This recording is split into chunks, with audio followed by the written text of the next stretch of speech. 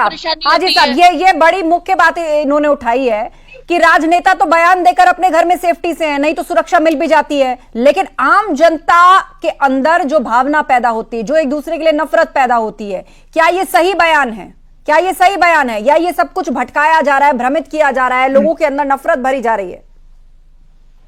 हाँ आस्था जी, पहले तो मेरा नाम थोड़ा सा आप करेक्ट कर लीजिए, मेरा नाम नाजिम है जी। आप नईम बोल रहे थे, नईम नहीं नाजिम है। और दूसरी बात ये कि यहाँ जिस तरीके से भड़काने वाली बातें हो रही है, तो हम ये कहते हैं मुल्क संविधान से चलता है, सब लोगों को संविधान में विश्वास रखना चाहिए। और देखिए हम लोग संवैधानिक लड़ाई हमेशा लड़ते आ रहे हैं। अब देखिए जिस तरीके से वक्फ बोर्ड का कानून पास हुआ, कानून बन गया, अब हम लोग इस वक्फ बोर्ड के संशोधन से ना खुश हैं, तो हमने सुप्रीम कोर्ट की तरफ रुख अख्तियार करा।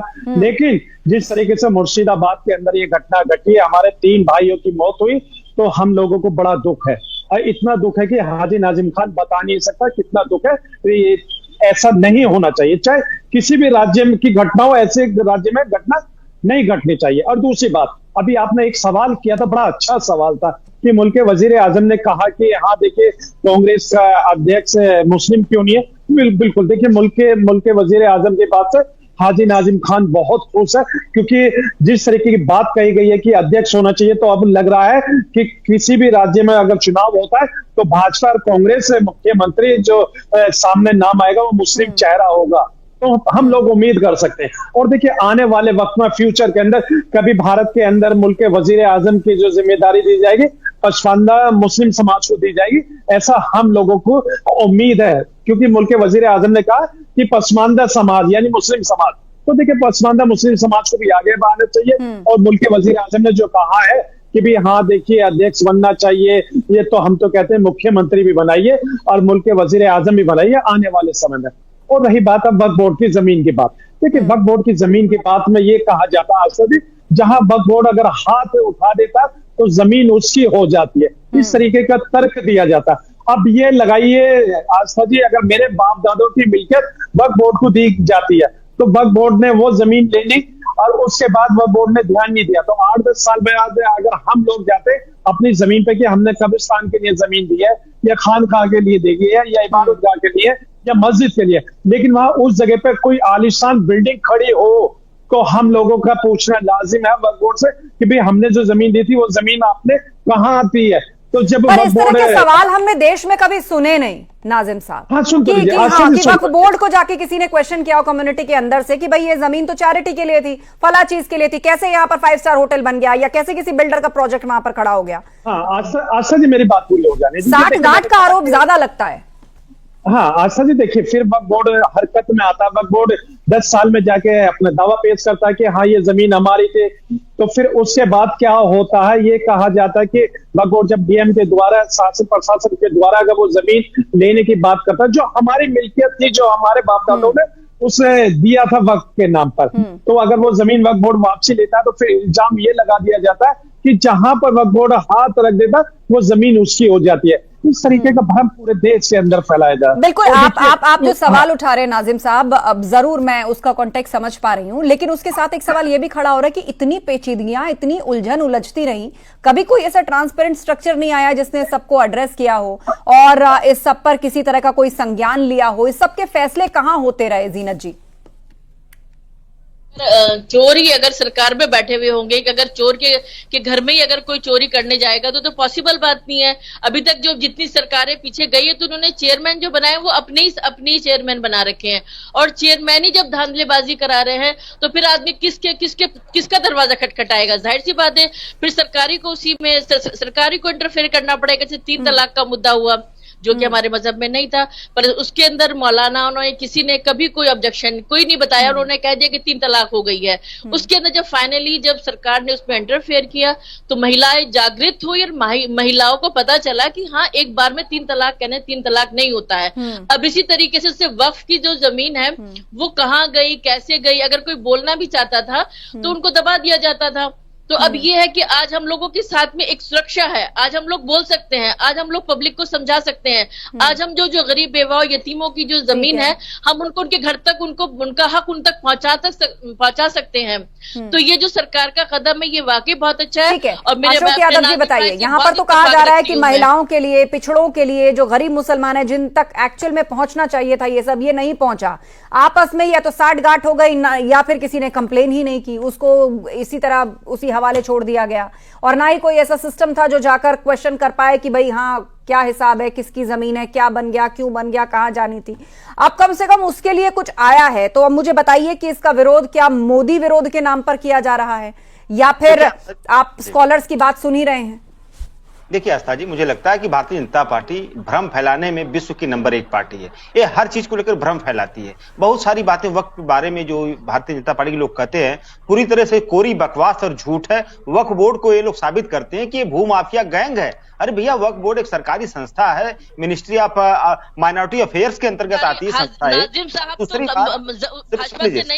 और दूसरी बात देखिए, वक्फ का मतलब होता है अल्लाह के नाम पर दान देना, लेकिन भाजपा क्या करती है? भगवान के नाम पर लूटती है, मां गंगा के नाम पर लूटती है, भगवान राम के नाम पर लूटती है। तो वक्फ का मतलब ये लोग समझते ही नहीं है। वक्फ का मतलब दूसरा बताती है भाजपा। और अगर आपने कहा पिछड़ा, गरीब, मुसलमान और क्या क्या चीजें, आप ये बताइए जो माननीय मोदी जी जिन जिन वर्गों की बात किए, आज से नहीं 2014 से लेकर अब तक उन वर्गों का क्या हालत बना के छोड़ा इन्होंने गरीबों की बात किया, गरीबों की हालत बना दिया इन्होंने। गरीब आज जिस हालत में है आस्था जी कि उसको 5 किलो राशन न मिलो, मैं इसके पहले बोल चुका, भूखों मर जाए वो। आज उनकी नौकरियां छीन ली गई, उनका आरक्षण छीन लिया गया।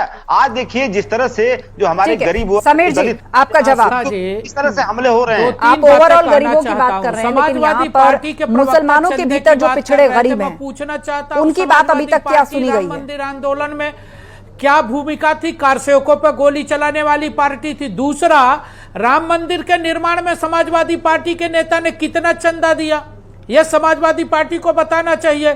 तीसरा सवाल है कि समाजवादी पार्टी ये कह रही कि साहब चंदा आपको पता नहीं है, जानकारी करेक्ट करिए। राम मंदिर के निर्माण में 400 करोड़ रुपए की जीएसटी राम मंदिर ट्रस्ट ने दिया है, वो जनता के पैसे से सरकार को पैसा गया।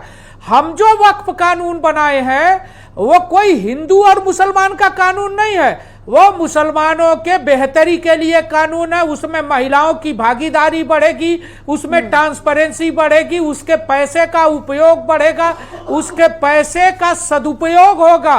वो मुस्लिम बच्चों के लिए, यतीम बच्चों के लिए पढ़ाई और लिखाई और दवाई में उस पैसे को खर्च किया जाएगा। किसी को भी नाजायज खर्च करने का अधिकार नहीं होगा। अगर ऐसा कानून भारत सरकार बनाती है तो आपको आपत्ति किस बात की? अशोक जी 10 सेकंड, उसके बाद मैं शुचि जी का रुख करूंगी। क्या भ्रष्टाचार होना चाहिए? आप चाहते हो कि वक्फ की संपत्तियों की लूट होनी चाहिए, माफियाओं का कब्जा होना चाहिए, वो यतीम और मुसलमानों के लिए चाहिए।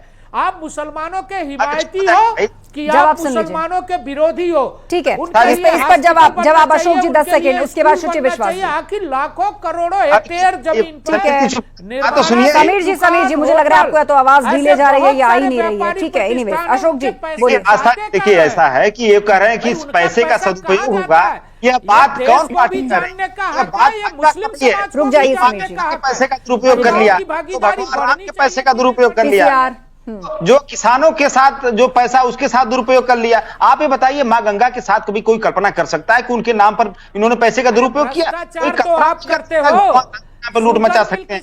कोई कल्पना नहीं कर सकता कि युवाओं के साथ इन्होंने इतने बड़े धोखा किया। इन्होंने कोई कल्पना नहीं कर सकता महिलाओं के इतने बड़े बोर्ड पर जवाब नहीं दे रहे हैं आप।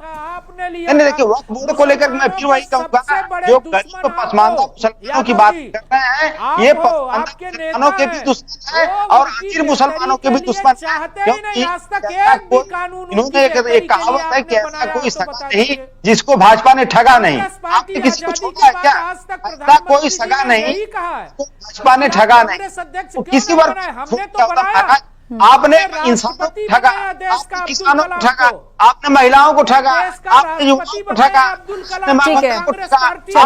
मैं फिलहाल आप दोनों को रोकना चाहूंगी, मैं आप दोनों को रोकना चाहूंगी। शुचि विश्वास जी, ठीक है, शुचि विश्वास जी फिर उसी प्रश्न पर आते हैं जो आज प्रधानमंत्री मोदी ने उठाया कि आप लोग लगातार मुसलमान उनके मसाइल और सब की बात करते रहते हैं और इसको लेके भाजपा सरकार को घेरते हैं। आज़ादी के बाद से जो समय है, कांग्रेस पार्टी के प्रेसिडेंट्स की अगर बात की जाए, क्योंकि प्रेसिडेंट मैं इसलिए कह रही हूं कि उसे स्पेशली कोट किया आज प्रधानमंत्री ने, 41 साल तक, आज़ादी से लेकर अब तक की बात कर रही हूं, 41 साल तक एक ही परिवार का दबदबा रहा। मतलब एक ही परिवार के इर्द गिर्द जो है कांग्रेस अध्यक्ष का पद रहा, जिसमें पूरी गांधी नेहरू फैमिली आती है। एक एक करके आप पंडित नेहरू से लेके आप सोनिया गांधी, राहुल गांधी तक गिन लीजिए, एक भी मुस्लिम नहीं। यही आज प्रधानमंत्री मोदी ने पूछा। देखिए, कि गांधी ना तो आपने उनके कभी मसाइल या उनके कभी मुद्दों को हल करने की कोशिश की, केवल एक आपने देश के अंदर एक पर्सनल लॉ बोर्ड बना करके उसके हवाले छोड़ दिया, हर बात में उनकी सलाह, लेकिन होता कुछ नहीं, जो जैसा है वो यथास्थिति चलता रहा। यही प्रधानमंत्री ने कहा कि यही वजह है कि पिछड़ा पिछड़ा ही रह गया, पंचर बना के अपना गुजारा करता है, ये पीएम ने कहा। जी, स्टेप बाय स्टेप उत्तर दूंगी। पहला तो ये कि गांधी परिवार से भारतीय जनता पार्टी और उसके सभी शीर्ष नेता गोडसे के उत्तराधिकारी होने के नाते सदा से कुंठाग्रस्त है। इस विषय का प्रत्युत्तर बहुत बार दिया जा चुका है। दूसरी बात, हमारे भाजपा के साथी ने बताया कि राम मंदिर ने भी 400 करोड़ रुपए का जीएसटी दिया। बड़े शर्म की बात है भैया, रामलला से भी आपने वसूली कर ली। लेकिन जो चंपत राय राम मंदिर ट्रस्ट का चंदा लेके चंपत हो गए थे, जिसको राष्ट्रीय स्वयंसेवक राम मंदिर पर स्वयं ही जांच करा के स्वयं ही क्लीन चिट देके, listen listen listen listen listen, मैं सुन रही हूँ, बस आप विषय पर रही। दूसरा, बड़े शर्म की बात है, ऑल थ्रू, जी जी, बड़े शर्म की बात है कि प्रधानमंत्री जैसा व्यक्ति अपने देश की, आपसे सवाल पूछा गया है कि आप मुस्लिम करते हैं, आप पर आरोप लग रहा है तुष्टीकरण का। मैं सवाल पे आ रही हूँ, सवाल के लिए आपको धैर्य रखना पड़ेगा, जैसे आप बाकी लोगों को नहीं, मेरे पास 1.5 मिनट का वक्त है। दूसरा, आप पट्टी चला रहे हैं कि वक्फ की बोर्ड से, जी जी, वक्फ के बोर्ड से कोई आपकी पट्टी चल रही है, कोई राजस्व नहीं, कोई टैक्स नहीं। तो मैं पूछना चाहती हूं कि राष्ट्रीय स्वयंसेवक संघ के खातों का 70 सालों से ऑडिट क्यों नहीं हुआ? यूपी जब प्रधानमंत्री आपदा कोष था, उसके बावजूद पीएम केयर फंड बनाया, सीएम केयर फंड बनाया, इन सबको ऑडिट के दायरे से बाहर क्यों रखा गया? जो ये अंडर द टेबल हजारों करोड़ का इलेक्टोरल बॉन्ड और चंदा लिया गया, इसकी कोई जांच और राजस्व की प्राप्ति क्यों नहीं? उसमें तो सभी पार्टियों का नाम था, किसी का कम होगा, किसी का ज्यादा, नाम तो सभी पार्टी का था। लेकिन कल को आप हमारे श्राइन बोर्ड पे सवाल उठाएंगे, कल के आप और धार्मिक संपत्तियों पर सवाल उठाएंगे, तो आपको ये अधिकार नहीं लिया। अभी नेशनल हेराल्ड में क्या आया फैसला सुप्रीम कोर्ट का? अब आप लोग विषय को इधर से आदमी, नेशनल हेराल्ड में किसी प्रकार के किसी भी आरोप की कोई पुष्टि नहीं हुई है, क्योंकि आपको आदत पड़ी है झूठ बोलने की, कभी कोल स्कैम के नाम पे, कभी बोफोर्स के नाम पे, कभी हेराल्ड के नाम पर। एक पैसे का आरोप आज तक सिर्फ 3 सेकंड बचे, लेकिन अब तक आप इस पर जवाब नहीं दे पाई हैं, क्योंकि प्रधानमंत्री कह रहे हैं कि 50% उनके मुद्दों के नाम पर आप विरोध की राजनीति करेंगे। जितना ज्यादा डिवीजन हो, क्या यहाँ भी मोदी विरोध में इसका विरोध हो रहा है, या आप लोगों के पास कोई तर्क भी है? समाजवादी पार्टी पूछ रही है कि क्यों नहीं राहुल गांधी ने हाउस के अंदर वक्फ संशोधन को लेकर कोई बात रखी है, या इस मुद्दे पर उस तरीके से खुलकर बोला है? मुसलमानों की बेहतरी के सिर्फ राजनीति होगी। आपके पास आशा जी, कांग्रेस और बीजेपी की लड़ाई में मुसलमान को घसीटा जाता है, मुसलमानों को दौचा जाता है। अगर कांग्रेस और भाजपा अगर मुसलमानों के हित के बारे की बात करती है तो मुसलमान को आगे लेकर, मतलब वोट बैंक की तरह इस्तेमाल किया जाता है। हाँ, तो वोट बैंक का इस्तेमाल करती है कांग्रेस और भाजपा। कभी मुसलमान के ना कभी दर्द में काम आई है, ना कभी मुसलमानों को ये पूछा कि भी आपको क्या परेशानी है। तो देखिए कांग्रेस और चलिए, समय खत्म हो रहा है, लेकिन इस पर बहस जिस तरह हम रोज चर्चा करते हैं और देखते हैं कि अभी और लंबी चलेगी, लेकिन इस बीच मौजूदा सच्चाई ये है कि वक्फ में संशोधन होकर अब ये कानून का रूप ले चुका है। पश्चिम बंगाल से हिंसा की तस्वीरें आ रही हैं, लेकिन दूसरी तरफ आप देखें तो राजनीतिक वार पलटवार हर दिन के साथ और प्रबल होते जा रहे हैं। आप सभी मेहमानों का धन्यवाद इस चर्चा में शामिल होने के लिए।